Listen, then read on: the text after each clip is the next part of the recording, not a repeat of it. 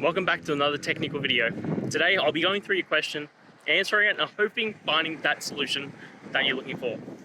Guys, remember to stay just a little bit crazy just like me and work through to that resolution. Now let's continue on.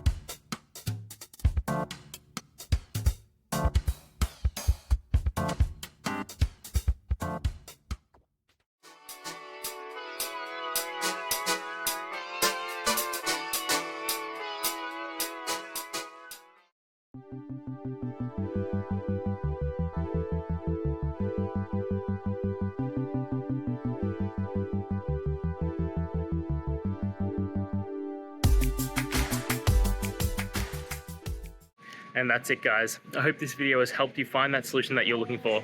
If it did, please hit the subscribe button. I'd really appreciate it. And until next time, I hope you have a good one. Cheers.